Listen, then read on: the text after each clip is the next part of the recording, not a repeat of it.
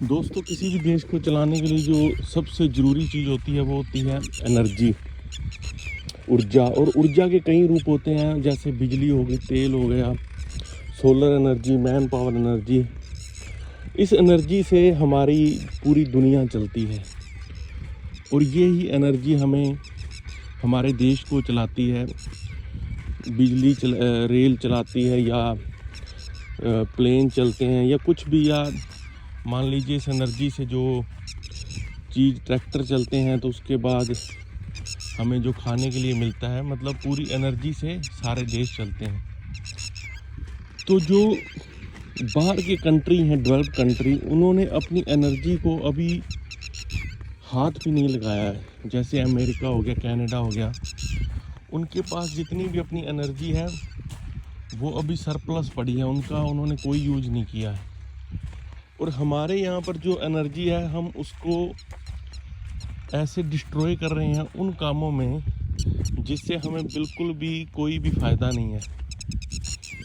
मान लीजिए कोई नेता है, उसने किसी चीज़ का सबसे पहले उद्घाटन करना है, तो वो एक बहुत बड़ी वहाँ पे हजूम इकट्ठा करेगा, सरकारी ताना बाना इकट्ठा करेगा।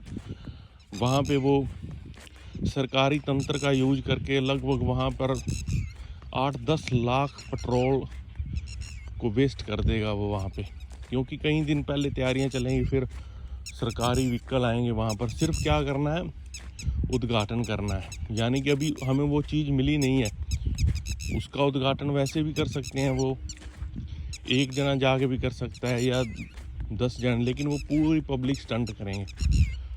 उसके बाद वो जब उसका लोकार्पण करना है, यानी कि शुभारंभ उसको करना है, उसके बाद फिर वो वैसा उससे भी कई गुना ज़्यादा एनर्जी वेस्ट करेंगे। तो ये एनर्जी सरकारी तंत्र और उसके बाद हम खुद जो लोग हैं इसके जिम्मेदार हैं। जैसे हम इतने इतने बड़े धार्मिक आयोजन करते हैं, हमारी फितरत वही रहती है, फितरत में हम वही हैं, हमारा कोई उससे चेंज नहीं होता, चाहे हम जो मर्जी कर रहे हैं, लेकिन हम एनर्जी बहुत वेस्ट करेंगे। शादियों में एनर्जी वेस्ट करते हैं।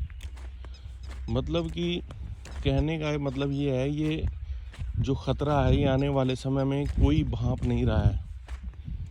इस एनर्जी को अगर हम जितना बचा के रखेंगे, तो आने वाले टाइम में जो हमारी नई पीढ़ी है वो इसका कुछ इस्तेमाल कर पाएगी। और अगर हम इसको बचाना चाहते हैं, तो इसका सबसे जो अच्छा एक विकल्प है वो है, हम इस एनर्जी को उस दिशा में लगाएं कि हमें रिवर्स एनर्जी प्राप्त हो। रिवर्स एनर्जी प्राप्त हो कैसे? जैसे मान लीजिए अभी हम वृक्ष लगाएं, फलदार वृक्ष लगाएं, तो उससे हमें क्या होगा, उससे हमें रिवर्स खाना मिलेगा, पानी मिलेगा, हमारी जो स्वास्थ्य है वो ठीक होगा, तो हमें मेडिकल जो एक्सपेंसेस पे हमारी एनर्जी वेस्ट होती है वो ठीक होगी। और जैसे हम हैंड पंप लगाएं, जिससे कि हमारी जो खुद की एनर्जी है उससे पानी आएगा, तो एक इमरजेंसी में हमारे पास विकल्प रहेगा। अगर मान लीजिए खुदा न खास्ता कल को कोई ऐसी स्थिति उत्पन्न हो जाती है, कोई युद्ध जैसी स्थिति हो जाती है, या कोई प्राकृतिक आपदा आ जाती है, या कोरोना जैसी कोई महामारी आ जाती है, उसमें आप 15-20 दिन मान लीजिए लाइट नहीं आती, 15-20 दिन के आप 8-10 दिन ही सोच के देखिए, 90% इंडिया में लोग तीसरे दिन पानी के मोहताज हो जाएंगे, 90%। क्योंकि भारत के सभी लोग अभी उस एनर्जी पे, यानी कि बिजली वाली एनर्जी पे आश्रित हैं। तो अभी क्या ज़रूरत क्या है हमें, क्योंकि हमारा देश कहने को ही हम विकासशील देश हैं, लेकिन अगर लाइट 2-4 दिन आए तो हमारी पोल खोल सकती है। तो उस एमरजेंसी के लिए हमें तैयार होना बड़ा ही ज़्यादा ज़रूरी है, क्योंकि हमारी जनसंख्या बहुत एक बड़ी जनसंख्या है।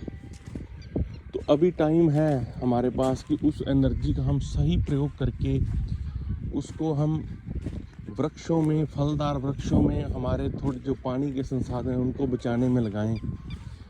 क्योंकि जो यूएस, अमेरिका और भी जो जैसे यूरोप के जो विकसित देश हैं, उन्होंने अपने जो नेचुरल रिसोर्सेज हैं उनको उन्होंने बिल्कुल भी हाथ नहीं लगाया है। उन्होंने प्रकृति के साथ छेड़छाड़ नहीं की है। वो जैसा काम कर रहे हैं वो अपना अलग तरीके से कर रहे हैं। लेकिन हमारे यहाँ पर क्या है, हमने प्रकृति को तो बिल्कुल यहाँ पर उजाड़ के रख दिया है।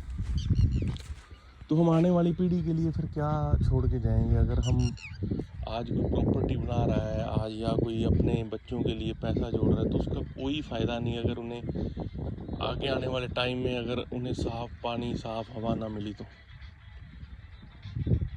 अभी हमारे लोगों का सारा ध्यान नकारात्मकता की तरफ है। जितने भी नकारात्मक लोग हमारे सोशल मीडिया पर हैं, हम उसको तो बड़ा सुनते हैं। कोई भी धर्म का मुद्दा हो, कोई भी लड़ाई झगड़े वाला मुद्दा हो, लेकिन अगर कोई अच्छी बात कहेगा तो उसको ना तो हम सुनते हैं और ना ही हम उसका साथ देते, क्योंकि आने वाले टाइम में यही चीज़ें सर्वाइव करेंगी।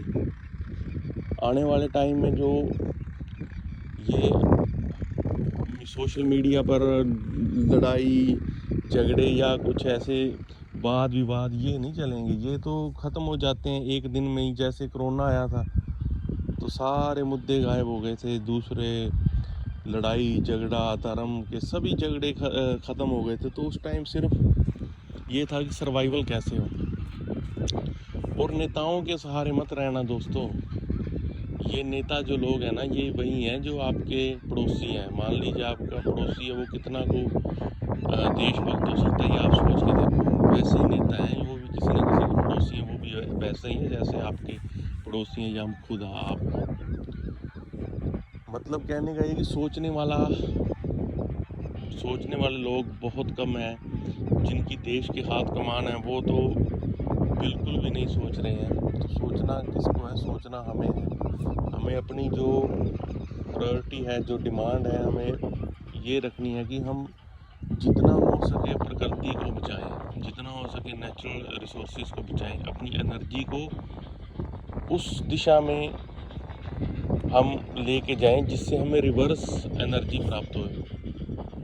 क्योंकि आने वाला टाइम है जो अभी 20-25 सालों में हमने इतना, मान लीजिए पानी का जो ग्राफ है कहाँ चला गया है, हमारी हवा है वो कितनी ख़राब हो गई है। हॉस्पिटल है जो जहाँ 5 हॉस्पिटल थे वहाँ 500 हैं, वो भी भरे पड़े हैं। तो ये स्थिति बड़ी ख़तरनाक स्थिति उत्पन्न हो रही है। लेकिन इसको हम जैसे कबूतर आँख बंद करके बैठा रहता है और सोचता है कि उसको बिल्ली नहीं खाएगी, वैसा कुछ हम कर रहे हैं। या हरियाणा में कहावत है कि जितना देर सर में लठ नहीं बजता उतनी देर हमें नींद से हम खुलेंगे नहीं, जागेंगे नहीं। तो ये तो अभी जागने का टाइम है। अभी यहाँ पर जो मनोरंजन था बहुत हमने कर लिया सोशल मीडिया पे। अब है अच्छी चीज़ों को बढ़ावा देने का।